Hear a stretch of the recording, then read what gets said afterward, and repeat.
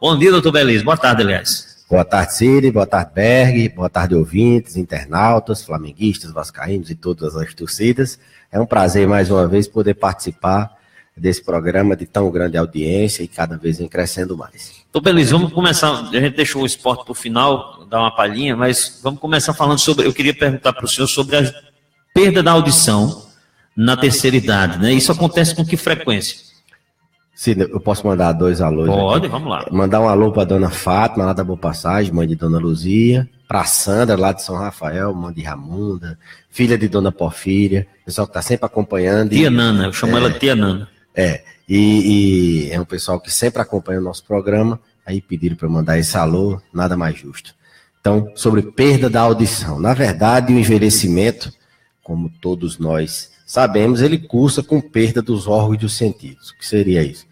A gente, quando vai envelhecendo, vai enxergando menos, vai escutando menos, vai sentindo menos cheiro, vai sentindo menos sabor, vai perdendo mais o tato. Então, à medida que a gente envelhece, naturalmente a gente tende a perder os órgãos, a eficácia dos órgãos dos sentidos. Por N motivos, mas fundamentalmente a gente perde mais com o envelhecimento. É tanto que as pessoas cada vez mais fazem cirurgias de catarata, cirurgias para glaucoma, tomam remédio para glaucoma, usam mais aparelhos auditivos, as pessoas vão perdendo os órgãos do sentido.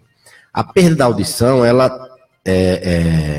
acontece com uma frequência um pouco menor do que a da visão, mas ela acontece com uma incidência, não uma incidência, mas ela acontece de maneira a prejudicar tão quanto a visão. Às vezes as pessoas podem até subestimar, mas quem não escuta, quem tem um déficit auditivo, ele tem dificuldade de se comunicar. Ele começa a não ter paciência para conversar com as pessoas, porque não escuta, e as pessoas que estão com ele não têm paciência de conversar com ele. Qual é a consequência disso? Ele vai se isolando, vai ficando com menos comunicação, e a gente sabe que a socialização, você se comunicar, conversar, faz parte de uma boa qualidade de vida, principalmente na velhice. A gente tende a ter mais carência de conversar, carência afetiva. Então, não escutar é um prejuízo muito grande, tão quanto os outros órgãos do sentido. Inclusive, essa sua pergunta serve até para desmistificar algumas coisas. A primeira é o que acontece com tudo na velhice. Não, isso é da idade. Tá escutando menos, mas é da idade. Não, não é. Primeira causa de perda de audição. Eu falei muito que o envelhecimento cursa com perda da audição. Mas a primeira causa é rolhão de cerume. Você olhar o ouvido do idoso e ver que lá tem um rolhão, tem uma rolha de cera impactada, e você tirar aquilo. É mais comum impactar a cera, produzir essa cera mais ressecada no indivíduo idoso. Então, um dos mitos é quebrar que nem toda perda de audição é do envelhecimento. Outro mito. Então, custa nada examinar, passar um remédio, o paciente voltar a escutar normal. Outro mito. Não, eu estou perdendo a audição e isso, como é um processo do envelhecimento, não tem cura. A gente sabe muito bem que os aparelhos auditivos hoje funcionam de maneira muito boa. Outro mito que existe com os aparelhos auditivos é que antigamente as pessoas tinham dificuldade de se adaptar ao aparelho. Não, quando eu boto esse aparelho, eu não consigo, piora a minha audição, e às vezes as pessoas deixavam de fazer o tratamento por causa disso. Hoje, com o avanço da tecnologia, a gente sabe que é muito difícil o idoso não se adaptar ao aparelho. Então, eu sempre insisto, volte ao otorrino, vê se ele não consegue ajustar, porque perder a audição é uma coisa muito debilitante para o paciente idoso, e eu reforço bastante que existe como tratar. Muito bem, doutor, a gente vai voltar a falar sobre a questão mais da perda da audição, porque a gente tem um ouvinte na ponta da linha, no telefone conosco, que quer fazer uma pergunta. Alô, boa tarde. Boa tarde. Quem fala? É Fátima, de São Fernando. Oi, dona Fátima, pode fazer sua pergunta, doutor. Filha de seu Honoro. Certo. Por que é que ele tem Alzheimer e ele é seu paciente? E ultimamente, ele nunca mais tomou um medicamento. Aí a gente fala bem baixinho dá o medicamento. Aí ele disse, eu não quero mais o medicamento, eu já escutei, eu não quero. E ele tem problema nas oitas, sabe? E ultimamente ele está dando para escutar muito. Aí eu quero saber, por que é? O que está acontecendo? Mandar um abraço para a senhora Honório, faz tempo que a gente não vê, mandar um abraço para a dona Fátima, todo mundo. Oi. Oi, ei, me diz uma coisa, doutor Belício. O que é que eu faço para levar ele para o senhor? Porque ele não quer ir qualidade nenhuma. Continua forte, firme, mas ele não vai. E o negócio dele é rede. O que é que eu faço para levar? Porque a gente está tentando, querendo levar ele para o senhor. O que é que eu faço? Me dê uma dica, pelo amor de Deus. Tá certo. O que é que eu faço? A gente vai. Isso serve para muitas pessoas que não conseguem levar o ente querido para se consultar, principalmente o paciente que é idoso e tem Alzheimer. O paciente que tem Alzheimer, ele não tem mais capacidade de discernimento, ele não tem mais capacidade de decidir sobre si, autogerir a vida. Inclusive, a gente terceiriza o cuidado dele, até legalmente, para a função civil, para a atividade da vida civil, para outras pessoas. Eles são dependentes de outras pessoas. Então, ele não tem mais capacidade, juízo, crítica de decidir se vai para uma consulta ou não. A gente também vê o outro lado, a gente está sempre orientando aqui que não confronta o idoso que tem Alzheimer, se ele não quiser, respeita a vontade dele. Mas aí o familiar, o cuidador, tem que pesar o benefício e o risco, né? Se você perceber que levar aquele paciente para uma determinada situação, você forçar ele para uma determinada situação, isso vai piorar a vida dele de maneira a suplantar, de maneira a ser mais importante do que uma consulta, uma reavaliação com o médico dele, tudo bem. Agora, essa consulta, não tem como a gente acompanhar um paciente com Alzheimer, às vezes perto de 90 anos, reavaliando ele com muito tempo. Tem que ver ele de 6 em 6 meses, de ano em ano, para a gente ajustar a alguma coisa. Então, às vezes a gente é forçado, então essa orientação serve para a maioria das famílias, a família tem que encontrar alguma forma de colocar ele dentro de um carro e trazer para o médico examinar. Porque o que acontece na maioria das vezes é que quando ele adoece de verdade que precisa, não que ele não seja doente, mas quando adoece com uma urgência que precisa levar para o hospital, aí consegue colocar e às vezes não dá mais para recuperar. Então tem que fazer uma forcinha, ver se coloca dentro do carro. Berg deu a ideia aqui de amarrar e colocar, mas não dá certo. Amarrar. Contenção idoso, a gente faz a contenção química com remédio, nunca física. Então, ver alguma forma de trazer, porque é aquela questão, o benefício e o risco. Então, você tem que pesar. Então, se ele vai se beneficiar com a consulta, vale a pena, às vezes, a gente até tirar ele da rotina. Quanto à questão dele não escutar, teria que examinar, botar um otoscópio, ver se não tem um rolhão de cerume, ver se não tem, fazer uma audiometria, ver se vale a pena colocar um aparelho, se realmente ele está sem escutar. O paciente que tem Alzheimer, às vezes ele escuta bem, mas ele não compreende bem, ele tem uma dificuldade, ele tem uma das perdas dele na comunicação, na linguagem. Então ele não compreende, ele não raciocina o que a pessoa diz. Não é o caso de seu Honório, talvez seja uma perda neurosensorial mesmo do envelhecimento, que talvez precise usar um aparelho. Mas o paciente com Alzheimer tem que ter todo esse cuidado, esse pensamento, a família tem que estar a par da situação, conhecer bem a doença, estar ali sempre se informando, escutando nosso programa, ouvindo nosso programa, procurando informações na internet, procurando se em outros lugares por aí, se forma muito curso de cuidador de pacientes que têm doença de Alzheimer. Sendo mais objetivo a pergunta de Dona Fátima, seria a gente reavaliar e ver a necessidade, explicar o porquê que ele não está ouvindo. Talvez eu esteja sendo negligente, imprudente, de dizer que tal, seja por um rolhão de cera sem eu ver, seja por uma perda neurosensorial sem eu ver, seja pelo Alzheimer que ele não está compreendendo, talvez eu esteja sendo imprudente. Existem várias causas que podem facilitar ele não escutar.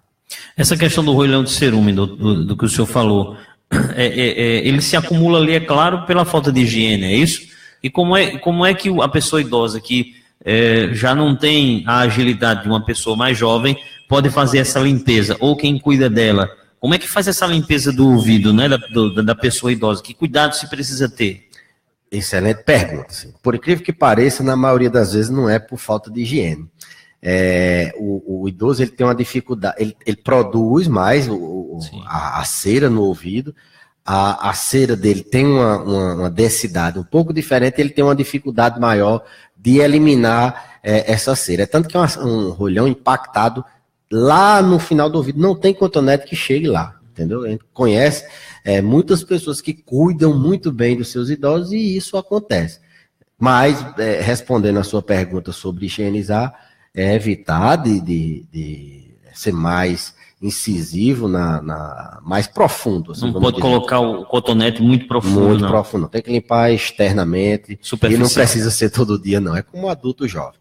Essa cera, eu já ouvi alguém dizendo, se eu disse sempre se é verdade ou se é mentira, ela, na verdade, existe porque ela traz um benefício ali para o ouvido? Ela tem algum benefício ali para o ouvido? Tem a função... Tem a função dela? Tem a função de proteger ali a membrana timpânica, ela tem a função de, por exemplo, a cera, ela é um óleo.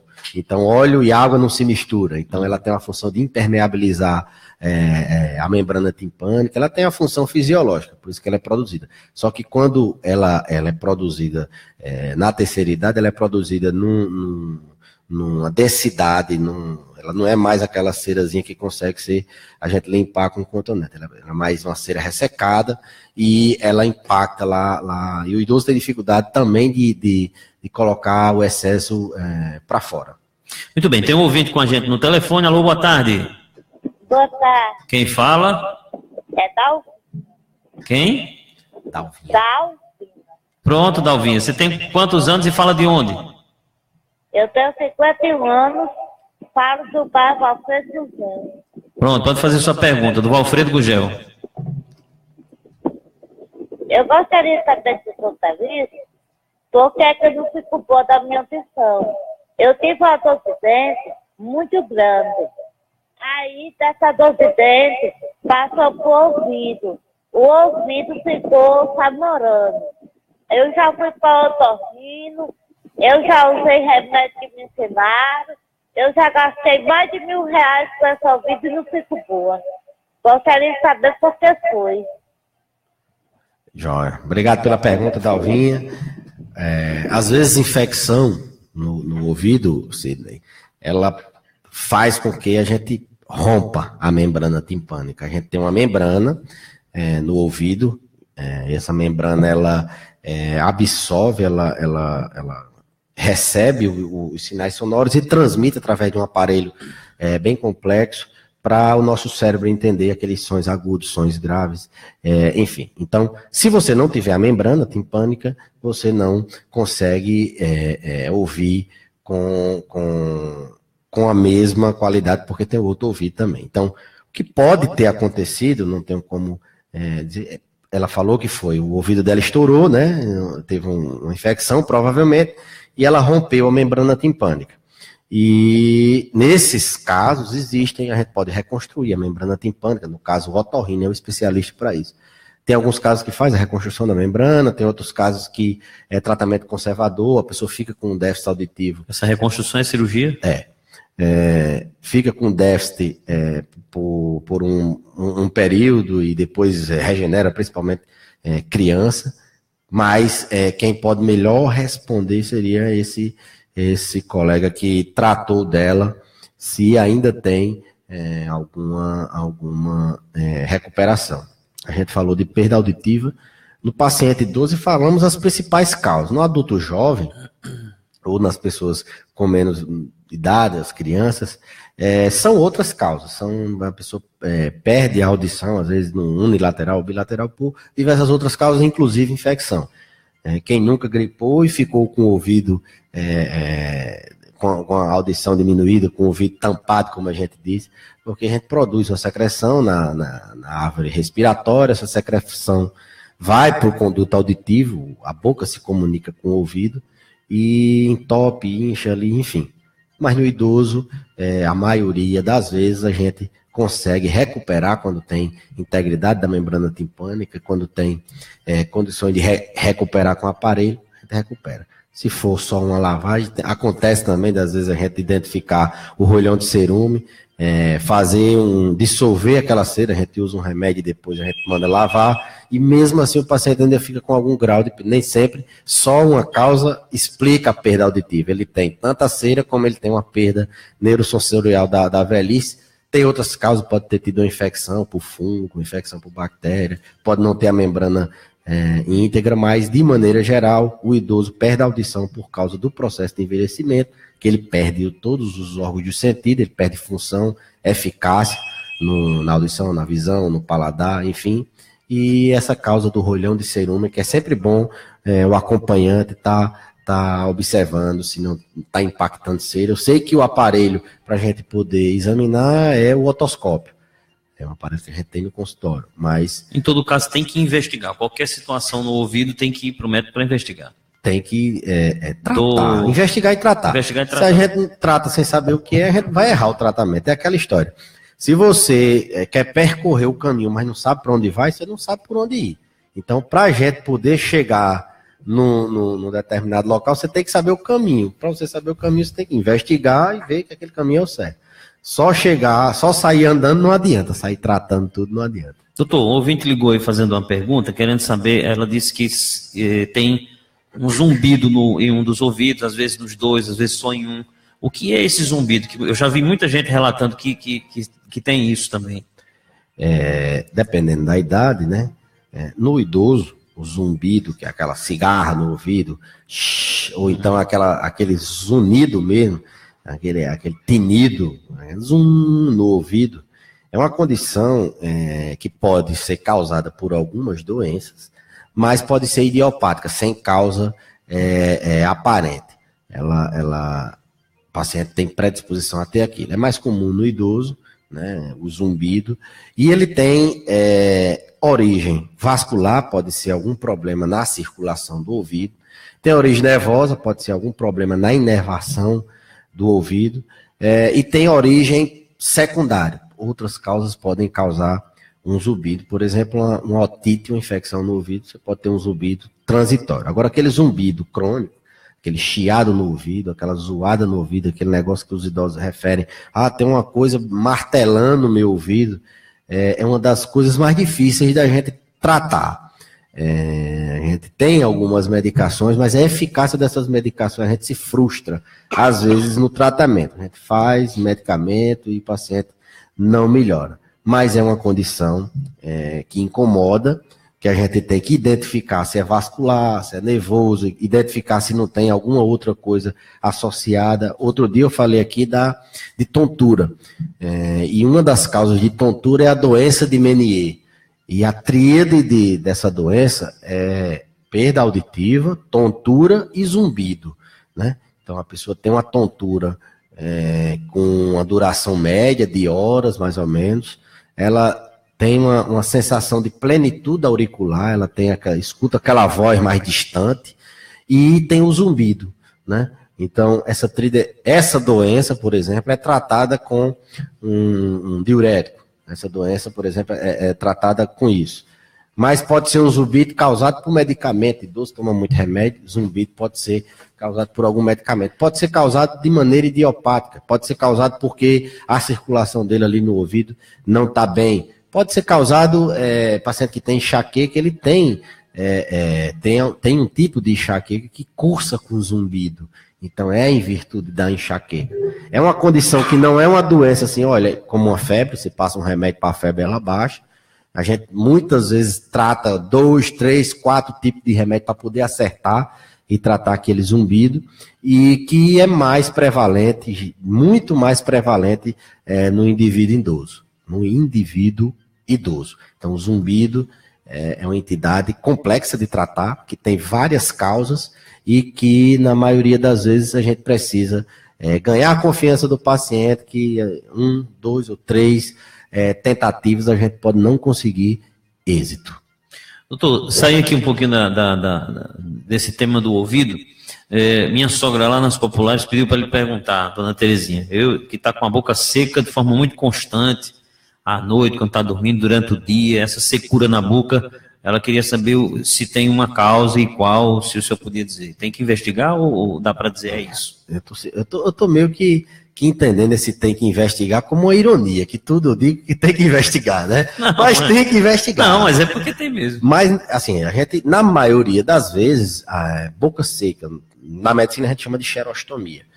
Quem é que produz saliva? As glândulas salivares. Se a pessoa tem algum problema nas glândulas salivares, que são glândulas que ficam aqui por baixo da mandíbula, aqui por trás, desde problemas simples, benignos, como, por exemplo, um remédio que atrapalha a produção de saliva nas glândulas salivares, pode fazer com que tenha a boca seca, não produza saliva, até um tumor de glândula salivar pode fazer com que o paciente produza pouca saliva ou produza saliva em excesso, que tem o contrário também, tem gente que tem a hipersalivação. Então, sua sogra, não sei se ela já é da terceira idade, mas os pacientes na terceira idade tomam muitos remédios que interferem na produção de saliva. Diurético, remédio utilizado para coração, para hipertensão, é um remédio que tira a quantidade de líquido, a saliva, a grande maioria do conteúdo da saliva é água. Se você toma um diurético, você diminui a quantidade de água, você tende a produzir menos saliva. Idoso toma muito diurético, tem uma tendência a tomar medicamentos que causam a xerostomia, a boca seca, por outro fator, não só porque diminui a água. Um exemplo comum, os antidiabéticos orais, a metformina, causa boca seca. Idoso tem uma tendência a ter menos água no organismo, tem uma tendência a ter menos sede. O fato dele tomar pouca água pode causar boca seca. Então, a boca seca pode ser por medicamento, pode ser por algum problema na glândula salivar, uma doença na glândula salivar, pode ser por algum problema no estômago, uma doença do refluxo, ela pode causar boca seca. O paciente tem refluxo e ele tem a boca seca. Então, boca seca é uma condição, Sidney, muito comum também no indivíduo idoso. A gente tem que realmente orientar de maneira geral, hidratar, olhar os remédios que está tomando, se tem algum que interfere, se a gente não pode substituir aquele medicamento por outro que não faça aquele efeito de boca seca. E quando a gente precisa, vou dar um exemplo por exemplo, a gente utiliza medicamentos na terceira idade que não conseguem ser substituídos. No indivíduo, não, ele tem que tomar esse remédio, não tem outro que substitui, e esse remédio ele tem efeitos adversos, um dos efeitos é causar boca seca. Em última análise, a gente manda manipular ou compra a saliva artificial. Em spray, essa saliva artificial, você usa várias vezes ao dia na boca e vai molhando a boca. Eu vou ser sincero que às vezes quando o idoso que não toma água e tal, eu até acho bom ele ter a boca seca porque ele bebe mais água, sabe? Então, mas tem condição que a boca seca interfere na nutrição dele, ele desnutre, o paciente idoso já não de comer tanto, então a boca seca interfere no apetite dele. Boca seca, a própria dentição, muitos têm prótese dentária mal ajustada ou com fungo mal higienizada, mas a boca seca é uma condição muito comum, aparece mesmo no idoso, a xerostomia, e tem várias causas, desde uma simples desidratação, baixa ingestão hídrica, até mesmo uma medicação, passando por uma medicação que pode causar isso, até um tumor de glândula salivar. Doutor, e a diabetes, ela pode provocar essa boca seca? Pode. Lembra que eu falei quais são os sintomas do diabetes? Sim. São as polidipsia, polifagia, são várias polis. A polidipsia é a ingestão, a sede em excesso. O paciente que tem diabetes, tem a glicemia muito alta, ele perde muita urina. Então ele resseca o corpo, porque o açúcar, a glicose alta, quando está em excesso, o rim elimina. O rim, quando elimina uma molécula de glicose, ele elimina 3 de água. Por isso que o diabetes, um dos sintomas é a poliúria. Ele urina demais. Então, o paciente que tem diabetes, ele tem 2 causas para ter boca seca. 3, eu diria. A primeira, essa quantidade de água no corpo que está pouca, porque a diabetes dele faz com que ele tenha boca seca. A segunda, porque o diabetes degenera a inervação. A gente tem neuropatia diabética e a sensibilidade da boca pode ser degenerada. E a terceira, por causa do medicamento. Antidiabético oral pode causar boca seca. Um grande exemplo é a metformina. Muito bem, tem um ouvinte com a gente no telefone. Alô, boa tarde. Quem fala? Lurdinha. Quem? Lourdinha, Oi, Lourdinha, fala de onde? do bairro Paraíba. Pode ficar à vontade, faça sua pergunta. Eu queria perguntar ao doutor se quem tem refluxo vira CA. Boa pergunta, excelente pergunta. Dona Lourdinha, obrigado pela pergunta.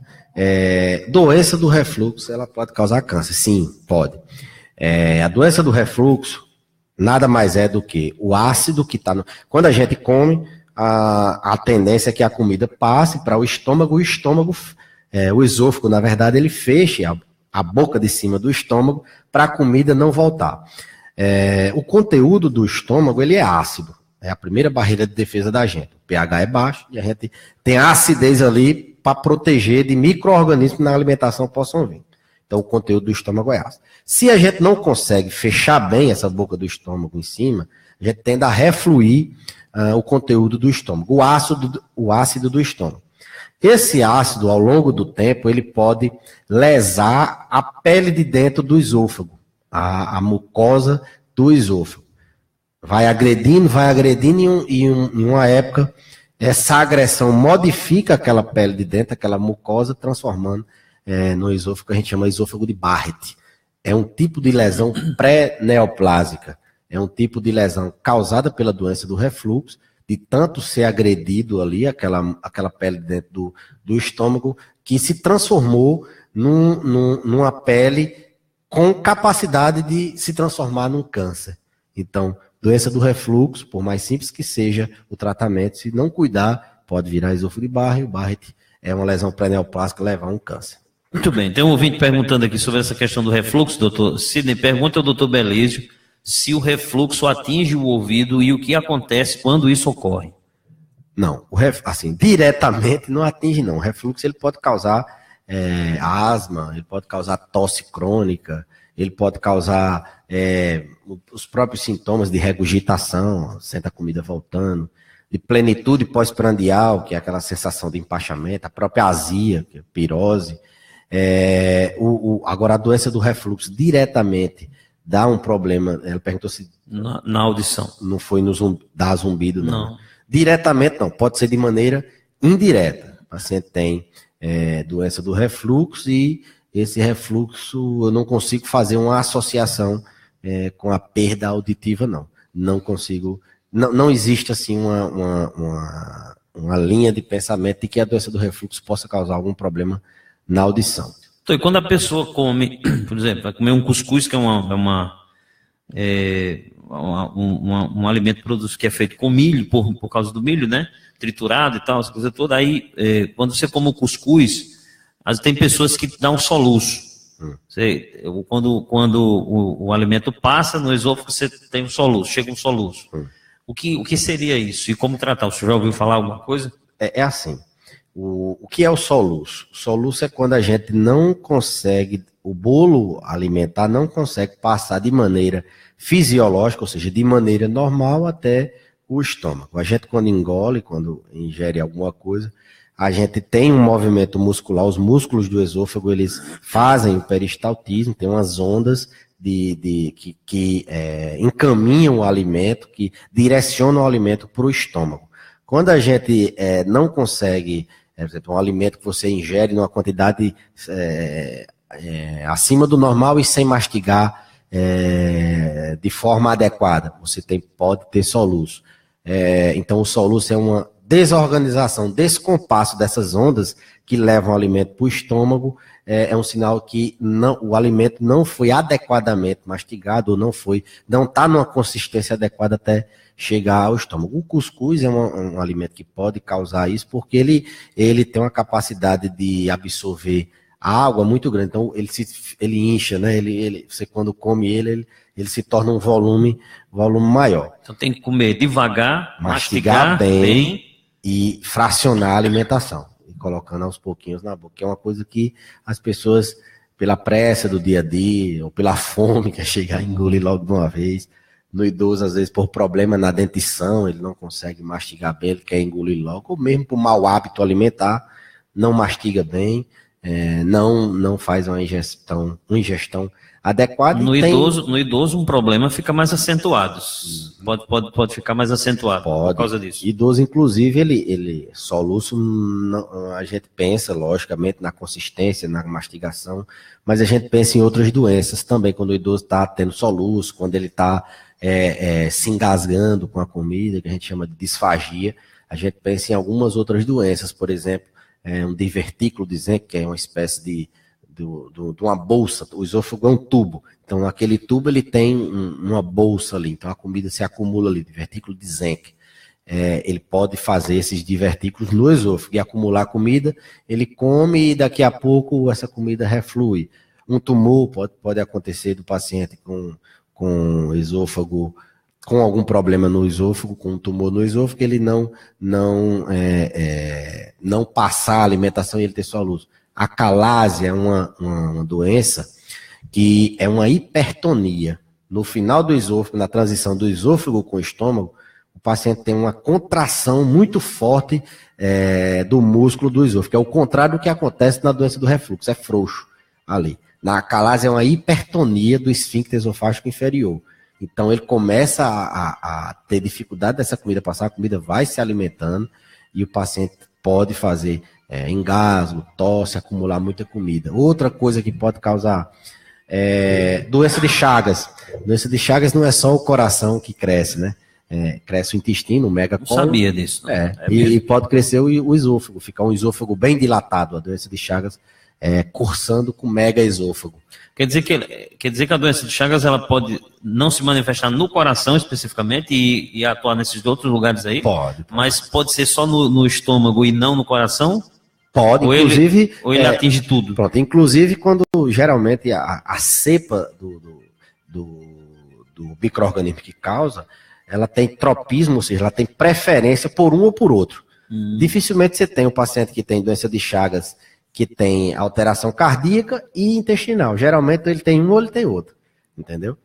Então, interessante. A gente passou pelas principais causas, desde a consistência do alimento até uma doença mais rara.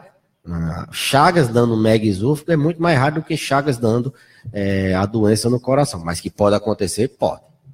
Então, um ouvinte aqui, para a gente fechar, doutor, perguntando, Sidney, pergunta ao doutor Belísio, o que é bom para aumentar a imunidade? Dilma Maria Lima de Barros. Pronto. Imunidade. Hoje se propaga muito medicamento. Na verdade, hoje a indústria ela tenta se impor no mercado com muita fragilidade da educação das pessoas. As pessoas querem um remédio para dormir, querem outro para acordar, querem outro para não precisar fazer atividade física, querem outro para não adoecer, que é o caso da imunidade. Deficiências na imunidade, elas são doenças graves, por exemplo, a AIDS. É uma síndrome da imunodeficiência adquirida. A sigla AIDS é isso, você não tem defesa. Paciente que tem uma doença, um câncer no sangue, é uma imunodeficiência também grave. Você, quando faz um transplante, você tem que tirar todas as suas defesas, um transplante de qualquer órgão para poder você recuperar. Então, voltando aqui à AIDS, quer dizer que, por exemplo, a pessoa aidética, né, que é soro positivo, a AIDS em si, ela não mata. O que mata são as doenças que ela adquire por causa dessa fraca imunidade? Exatamente. A tuberculose. É uma virose. É uma virose. A AIDS é uma virose, é o vírus da AIDS. É uma virose. Agora, é uma virose que lhe deixa sem defesa faz nenhuma. Imunodeficiência grave e o que mata são as doenças que acometem, oportunistas, assim a gente chama, que no indivíduo normal, por exemplo, essas doenças não matariam, mas no indivíduo que tem imunodeficiência, mata. Agora, falando de imunidade, uma pessoa normal, ela pode baixar a imunidade por desidratação, não beber água, então beber água faz parte de você manter um organismo protegido contra as doenças. Uma boa nutrição não é você comer, viu, Berg? Comer uma bacia de feijão com Sidney, né? Uma bacia de feijão não é você comer em excesso, né? Você comer com qualidade. Você comer com verdura, fruta que tenha vitaminas, minerais que ajudam as suas defesas. Imunidade é a mesma coisa de defesa. Então tem uma nutrição de qualidade, não é uma nutrição restritiva, não, eu vou comer pouco para eu melhorar minha imunidade. Então, alimentação, nutrição, estresse baixa muito a imunidade, tanto que algumas doenças oportunistas, como por exemplo, quem tem herpes labial, abre o herpes quando tem o estresse. Então, baixa a imunidade, o vírus que estava ali dormindo, ele acorda e faz aquele vírus da herpes, aquele vírus na boca. Então, imunidade também depende do seu estado psicológico. Se você está estressado, tem alguma depressão, ansiedade, uma crise, você pode baixar sua imunidade, suas defesas podem diminuir você, algum vírus, bactéria ou fungo, se valer dessa defesa baixa e fazer uma infecção.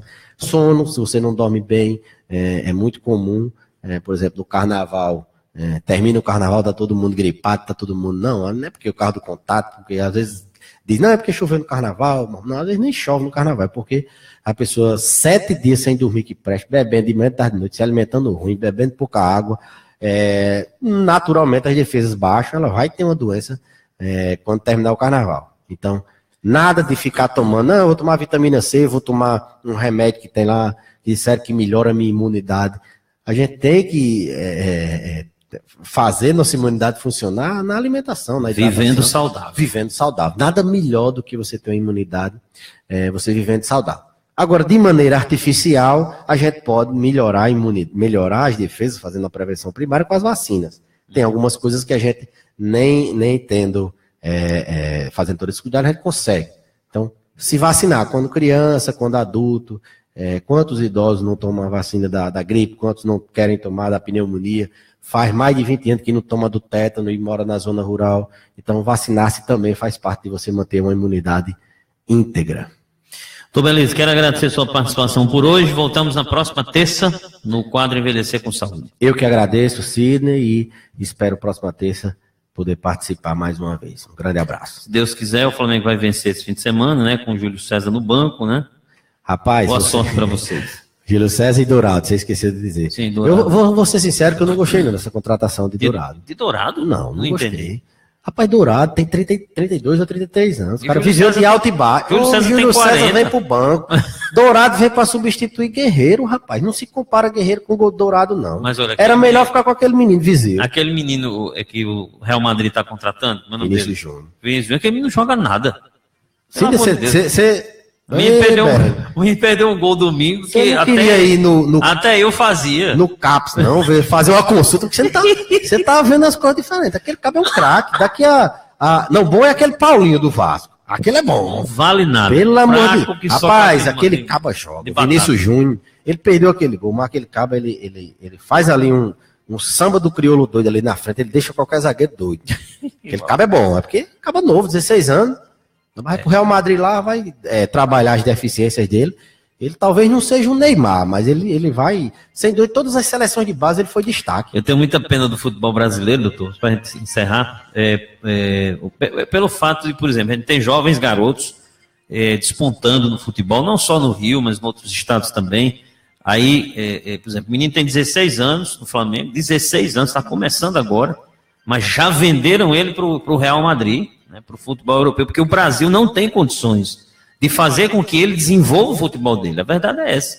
Infelizmente. Aí traz só o INSS. Só o Júlio César, só a galera que vendo os novinhos e traz os jogadores na reta final. Pode prestar atenção. Um Ricardo Oliveira, um Fred. Esses caras teriam mais espaço na Europa? Não, a gente queria ver Jonas, queria ver Gabriel Jesus, queria ver esses caras jogando aqui. Mas, infelizmente, o futebol brasileiro é um negócio. Veja Neymar. Neymar saiu daqui bem novinho.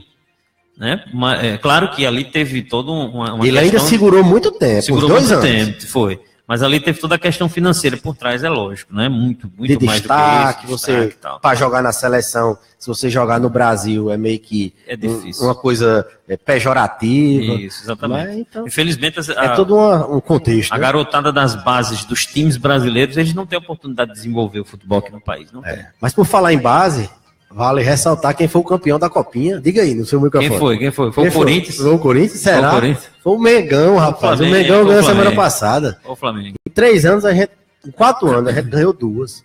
Então a Copinha, a gente tá fazendo um trabalho de base. E o Feijão, vai ganhar o Feijão? Não, tá botando o Sub-17, o Feijão. Botando os ídolos que estão se aposentando, Júlio César, o Feijão. E o Palmeiras, vai ganhar o Paulista esse ano? Também, os clubes estão usando o campeonato estadual. Clube milionário. Para treinar. Não, ali, não sei o que é aquilo, não. Ali tem uma lava-jato ali grande, que eu não acredito. Não sei o retorno que aquilo tem, não. Qualquer jogador, eles compram e botam no banco, é o terceiro lá e ele não tem, assim, economia, não, prudência para gastar, não. Gasta mesmo. Eu acho que os clubes estão usando os estaduais mais para treinar, porque agora todo time do Brasil está na Libertadores, né? Antigamente ia 4. Agora vai os 4 mais 2, mais o campeão da Sul-Americana, Copa do Brasil. Tem bem 10, daqui a pouco chega em 10 vagas. Aí todo mundo vai para Libertadores, eles botam o time para treinar Você tem ideia, o Vasco tá na Libertadores. O Vasco tá na Libertadores. Vai roda, ele vai falar do Vasco, como é que pode? Um abraço. Valeu, doutor. Até terça, 1h14, final do Comando.